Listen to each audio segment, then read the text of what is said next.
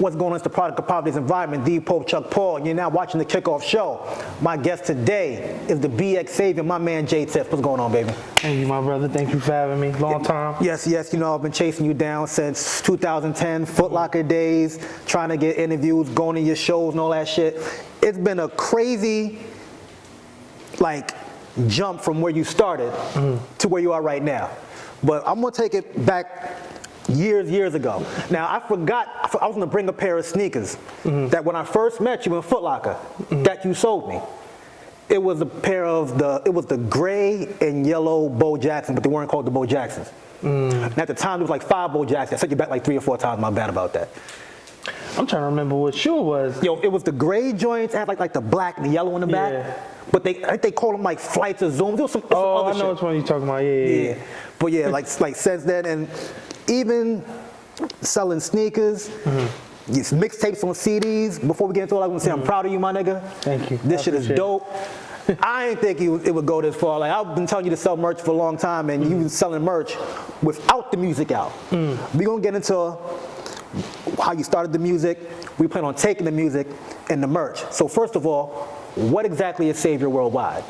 So Savior Worldwide is just, me having to be forced to, have to legalize and make everything official that I've been doing. Like, like you said, you knew me for a while, and I've always kind of took every album and tried to brand it into itself. Like, whether I was doing hype beats, I was wearing hats that said hype beats, or I was doing something else, I was just calling it that. But when it came to Savior, things picked up like an actual clothing line. So I had to just somehow like put it all under one name instead of just everything being J Tips, J Tips, J Tips, J Tips.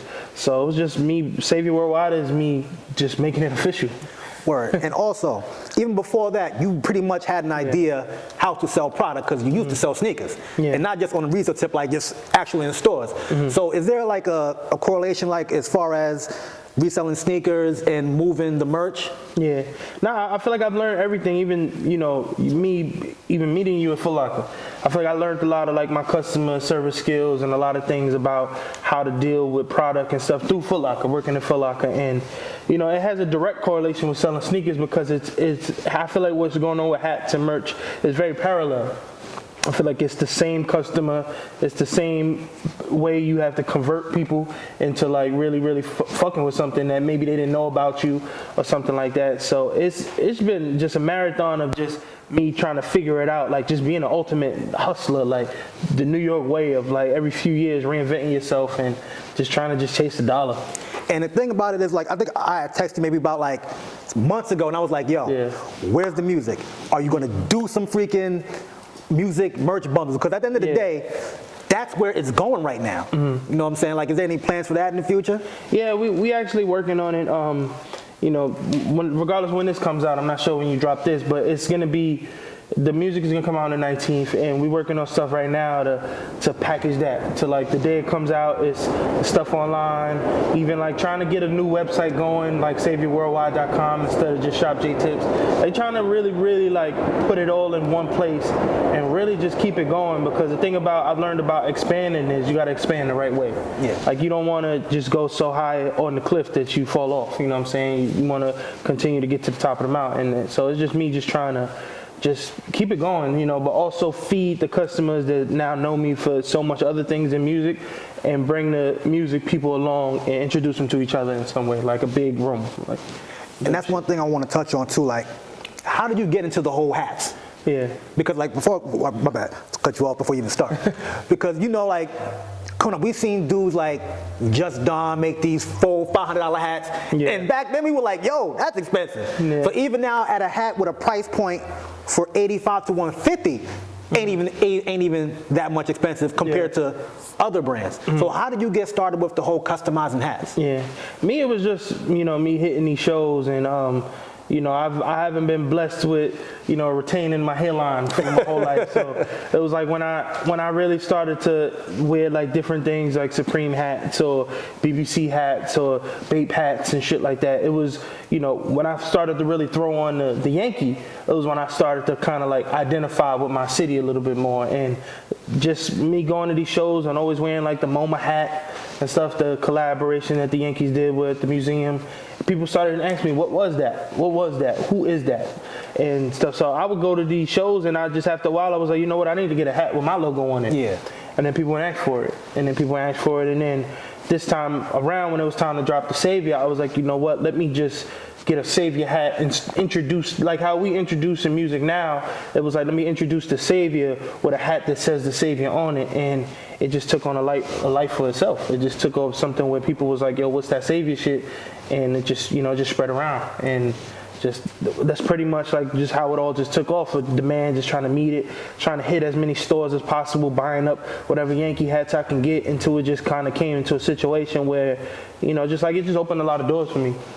And here's another thing too, like, in order like to have a dope company or brand, whatever, you gotta have a dope team. Yeah. And I noticed that in your pop-ups, you linked up with the homie Pure Noel, you got Cito, you got Muggsy McFly, you got JJ Grant. Yeah. So how did that come together?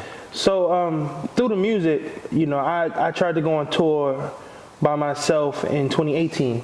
Where it was like the same cast, the same people you name it. And it was just like, they all have collective brands. They all, Cito at the time he would be like the performer. He would perform like his poetry. And at that point I had such like performer fatigue. Like I feel like from 2011 to 2017, I probably performed in maybe felt like 800 indie showcases and stuff like that. So I just felt so much fatigue that I wanted to touch people in a different way. And it was like sell t-shirts, tell them I'm here, see where fans are, connect with them in some way. And I was just going off of like my Apple Music streams.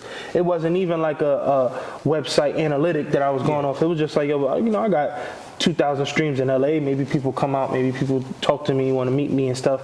So we went with that same thing, and it kind of shocked us a little bit, but it shocked us in a sense of maybe like 30, 40 people came. We was like, yo, that's crazy. Like 40 people came, we really from the Bronx. Like, word. So it was like when, I wanted to double back on that. I wanted to kind of touch the same places with the same people who I have relationships outside of careers. Like I've worked with all of them through friendship, through just consulting or just being around them in a capacity that I know that I could be comfortable with them.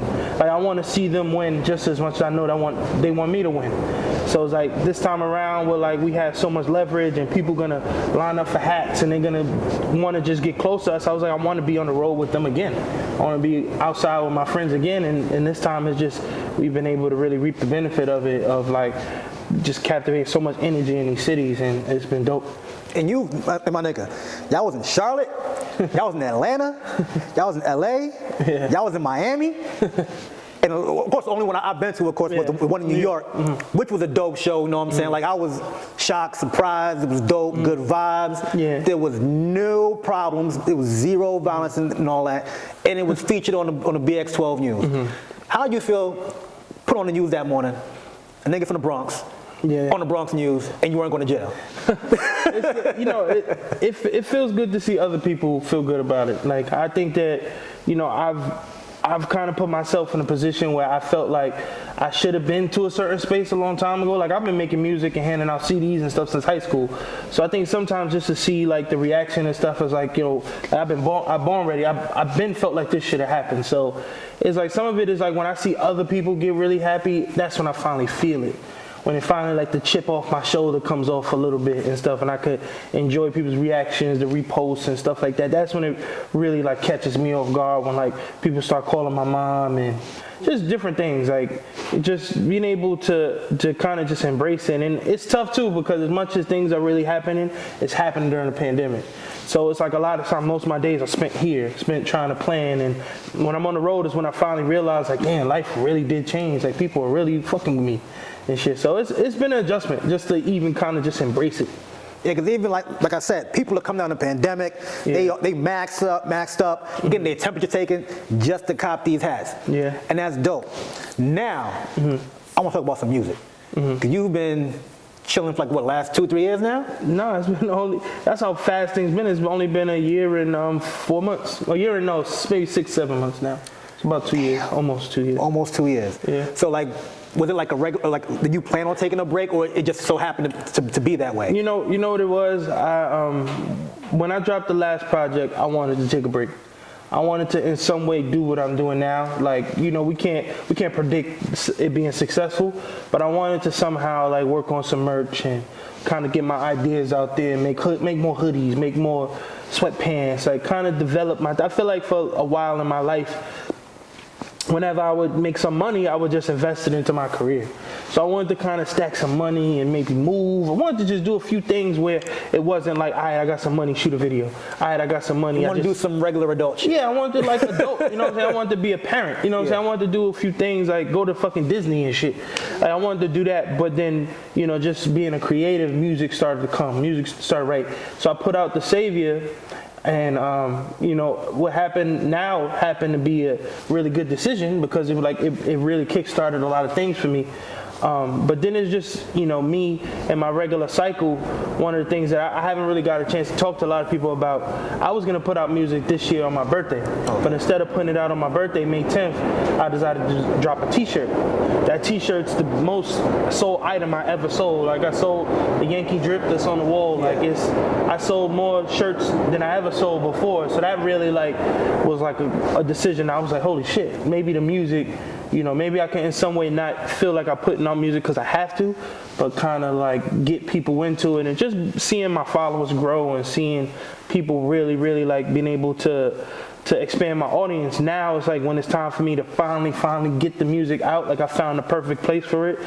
I'm very anxious because it's like, you know, it's almost like I'm performing in front of an audience of people who don't really know me for this, you know what I'm saying? Don't know me for all this, and it's like it should be something that people are really excited about, but it's very nerve-wracking. It's very nerve-wracking because it's, you know, it's not like me just texting, yo, Chuck, I got a show, I'm performing at SOBs next week. It's really like people really don't know me for jack besides fitteds that's like, you know, I'm now speaking to. And that's going to be funny too, because I know on the timeline, there's going to be some folks like, you ain't know he rap? You a casual? You know them like, you can have folks and be like, why is the nigga who sell hats trying to rap? Yeah. You know, I mean, it's like you can't please everybody, but at the same time, I don't think there'll be no losers in this situation once the music drops. Not for real. So you're saying it's dropping March 19th. Mm-hmm. What can we expect? I think we can expect, it's no features on the project, just for what my recording process was. Like, you know, I feel like I kind of like I prepared myself for the pandemic a long time ago. Like I learned how to engineer, I learned how to market, I learned how to build websites. I learned how to do a lot of things myself. So I was able I was just recording in my crib a lot of the pandemic. And then when we finally got this space, I brought everything here and I pretty much finished it. But it was like so much of me just in my own zone, recording at 2 a.m.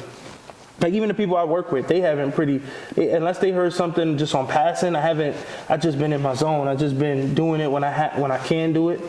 And, you know, finally it just became one of those nights I was just like, wow, I think it's ready. I think you got that, I got that feeling one day. It was like, yo, I think it's ready. It's ready for the people. It's ready for me to take it off this computer and put it into the world. So, you know, I'm excited for that. I feel like I think the same things that you've heard from me, like the chip on my shoulders. I think as much as like you may have seen like my life change, I still have those same things in the music space that I want to prove.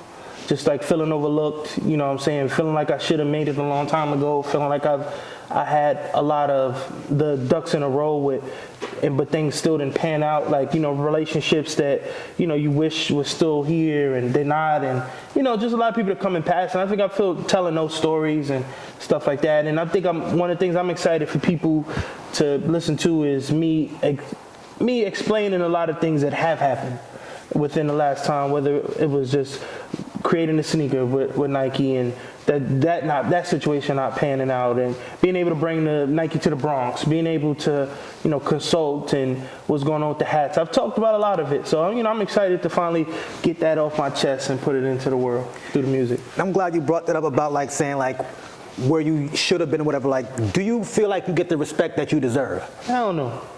I don't know. Just because it's, you know, it's always been tough for me to understand like how somebody in this city can basically sell out every venue, you know, be doing it for this long, have 13 albums, you know what I'm saying? And it's like every single store that you can think of, I've spent money in since I was in high school and a kid. Like I've touched to me, every single corner of this city when it came to trying to take myself to the next level, just to kind of like be able to excel when I started making the clothes. It's a huge ass chip on my shoulder. So, you know, I think I'm gonna wear that for a long time. Sometimes it may even feel like it's unhealthy because it's just like, damn, bro, take it easy. You know what I'm saying? Like, But nothing is wrong with wanting to be appreciated. yeah, no, of course. You know what I'm saying? 'Cause at the same time, like I was talking to one of my peoples on, he's a mixtape, battle rapper, whatever, and he sells cologne. Like I was saying, like, yo, there's not too many independent rappers who can find a way to make money during a pandemic legally. Yeah. You know what I'm saying? And you're doing that shit seamlessly. You know what I'm saying? And also, it's like, all right, you sell out these venues. You're selling out stores, actually, also. Yeah. You know what I'm saying? So, and you have other artists wearing your shit.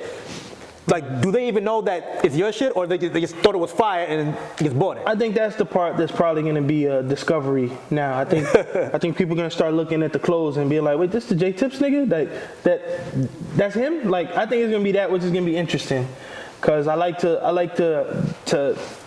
really obsessed with the discovery. Like I like being around people and they being like, yo, I didn't even know that was you, or I didn't even know you rapped, or stuff like that. That's pretty much what Clark Kent had said to me around the time the last album came out, which makes me kind of like excited for how this one gets received, because I remember him saying like, yo, all I hear about you is this shoe. All I hear about you is this other stuff but I never hear about your music.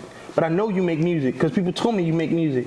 But you don't tell me you make music. And I was just like, yo, because I don't tell nobody I make music. Like, at the end of the day, I don't walk in no room like, hey, it's me. I like to act like I belong in these circles. I always carried myself like I was the top of the top. Like, even if somebody else may have not felt that way, I'm always going to, walk in the room and act like I belong there and stuff like that. So it's just like, I'm excited to see how maybe some of the things that I've always, like all the shit that I used to talk, like now how it gets received, because people may like be like, ooh, he talking that shit now. Like, even though it's shit that I always been saying. Yeah. I know it's funny. One of my favorite songs, of course, is Ballmain Visual. Playing that shit. I was playing that shit on the way up here. I was like, this shit is so ratchet and ghetto. I love it, man. Please tell me you're going to have some ratchet shit on there. You might call a girl a bitch every here and there, a hoe or something. Well, it's... you don't have to. I'm just saying. But that's just me. At this point, the music is a little numb to me. So even if I answer it, it's going to be something that you would have to be like, oh, yeah, it's the one. And I might be like, oh, really? That was the one for you? So it's like, I kind of get myself to that process. I think it's me doing from point A to Z when it comes to just the engineering of the songs and the writing of every single element. Like, I don't really, when it comes to my music, I don't hand anything off, which most artists, they get the luxury to still be a fan of their own self. Like I'm hearing the song change a million times. So it's like, then when it finally finished, it's tough for me to still enjoy it. Like, even sometimes I'll be in a car with my friends, I'll play some shit, and they'll be like, oh, what's this? But I'm listening to it for different reasons. I'm trying to see how loud it is. If it's the same volume as some dirt shit, or it's the same volume as some shit we just listening to, and then I turn it off. Like, instead of them thinking I'm just trying to play it for them, and they be like, yo, bro, what's up with you? And I'll be like, yo, bro, nothing. I'm in my own zone. I'm in my own space. And one thing you brought up about, like, doing regular adult shit. Yeah. Now, to get a little mushy. So, you always say behind every strong black man is a woman. So talk about the lady in your life holding it down for you. Nah, we've all came up in the footlocker world. So, I've been blessed to have kids with the same person. Both my kids with the same person, and it's a point where we have to be there for each other. You know what I'm saying? Especially when it comes to being a parent. That's the most important thing for me, and I think that's a lot of where my drive comes from. That I have to take care of. Like, not just myself, I gotta take care of them. Like, no matter what, like, I'm responsible for their future, and it's, speaking of that, like, we was just in Charlotte, and I really probably, through all the, like, getting really, really riled up, and like, wow, yo, shit is really crazy. Like, people lining up everywhere we go. We went to the mall, somebody stopped me in every single store and shit like that. Like, going into the car, going everywhere. It's just like, damn, like, I used to take my kids to school every day, pick them up for school every day. So it's like now niggas on the road and, all the pop-ups and shit. Like I could take them to Target every day and get them whatever they want, but it's like, damn, I kind of just miss that everyday feeling. You know what I'm saying? I miss the like getting slapped in the face to wake up and shit like that. I kind of miss that shit. I don't miss that shit. You know what I'm saying? I miss I miss my son asking me every second to buy him like some virtual currency on a game sometimes. You better ask me. We trying to figure out the balance as like a family, to just kind of keep things like healthy. You know what I'm saying? I don't want to be like one of them successful niggas that done lost his mind. So that needs to be me just trying to figure it out. And one thing I want to ask you, I'm asking this question, so you can tell people, what advice you would give someone who's trying to get into the rap game or even aspiring to put out their own clothing line? I'll just say, it has to be an expression of you. I feel like everybody goes through things, but I feel like it's all about how you put it together. You know what I'm saying? Like I feel like a lot of people don't know how to channel their pain or channel the things that motivate them into art. So whether it's your music, whether it's a clothes, t-shirt or something, like it has to be a reflection of you. So I think if you really, really like passionate about something you want to do, you have to put some of yourself in it. And I think that it'll be beautiful because we only get one us. So it's something about all of us that's not like everybody else. So you got to somehow find your why. You got to find what's the reason why you doing this, and you got to direct it into your masterpiece. And people will be receptive of it. Cool. That's my time. Yo, Tips. This was great, my niggas. Dope sitting here with you. Give me damn near everything from beginning to end, you know what I'm saying? Yeah, nah, for real, man. Congratulations. Oh, also, what's the name of the album? The Savior 2. Okay. We're going to keep the train going. we gonna milk the cow a little bit. So, yo, it's the Footlocker Paul, J Tips. And J Tips, where can everybody find you on Twitter, Instagram, Facebook, whatever? I'm J Tips on everything, JAETIPS. Look me up, The Savior Worldwide. Uptown Savior, Big BX. 343, forever awesome fly shit. You already know the Footlocker vibe. Paul, my nigga J Tips. We out.